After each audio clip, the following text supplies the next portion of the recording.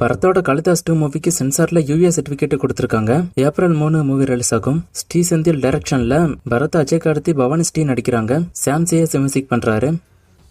Leader மூவிக்கான ஒரு action trailer இப்போ release ஆயிருக்கு. ட்ரெய்லர் பார்க்க நல்லாவே இருக்கு. ஃபுல் அண்ட் ஃபுல் ஆக்ஷன் சீன்ஸை வச்சு இந்த ட்ரெய்லரை கட் பண்ணிருக்காங்க. இந்த ட்ரெய்லர் பார்க்கும்போது தெரியுது நிறைய செலவு பண்ணி கிராண்டா மேக்கிங் பண்ணிருக்காங்க அப்படின்னு. படம் எப்படி இருக்க போதுன்னு வெயிட் பண்ணி பார்க்கலாம். இந்த படம் ஏப்ரல் 3 தான் ரிலீஸ் ஆக போகுது.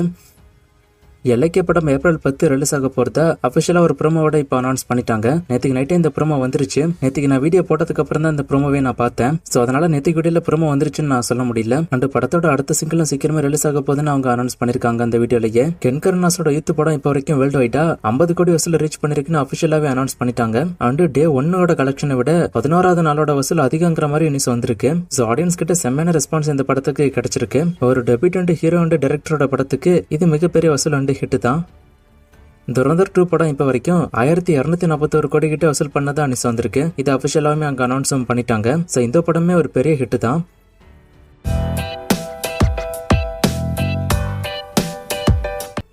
தனுஷோட கர மூவில மம்முட்டி வில்லனா இல்ல சுராஜ் வெஞ்சரமோட வில்லனான்னு கேட்டிருக்காரு. மம்முட்டி வந்து D55 மூவில தான் இருக்காரு. தனுஷோட அடுத்த மூவில கர மூவில மம்முட்டி கிடையாது. சுராஜ் வெஞ்சரமோட தான் கர மூவில இருக்காரு.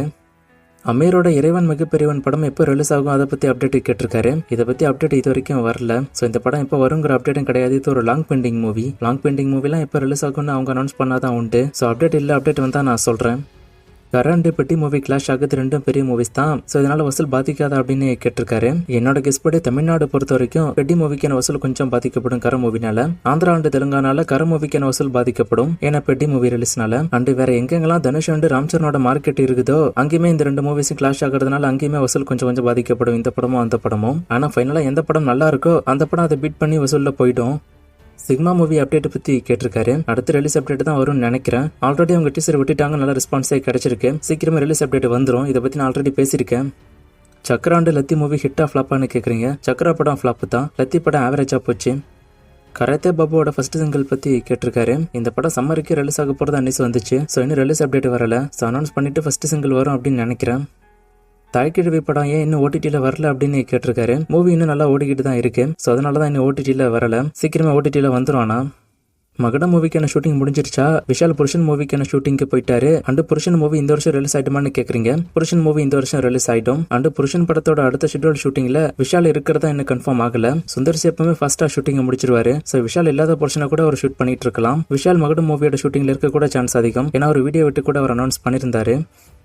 சிங்கம் 3யோட பட்ஜெட் அண்ட் வசூல கேட்டிருக்காரு. வசூல் வந்து 104 கோடி கிட்ட இதோட வசூல். பட்ஜெட் பத்தி தெரிஞ்சா நான் ஸ்கிரீன்ல போடுறேன். இது எல்லாமே ஆல்ரெடி ரிலீஸ் ஆன மூவிஸ். ஸோ இதை பத்தி நான் ஆல்ரெடி சொல்லியிருப்பேன். இந்த படம் வந்தப்பவே படம் பார்க்கலாமா வேணாமாங்கிறது. ஸோ எனக்கு இன்ஸ்டால மெசேஜ் பண்ணுங்க. நாங்கவே இதுக்கான பதில டீட்டெயில்டா சொல்றேன். இதுக்கான பதிலையும் நான் ஒரு 20 முறைக்கு மேல பதில் சொல்லியிருப்பேன். ஸோ இந்த கமெண்ட் பண்ணவரை எனக்கு இன்ஸ்டால மெசேஜ் பண்ணுங்க.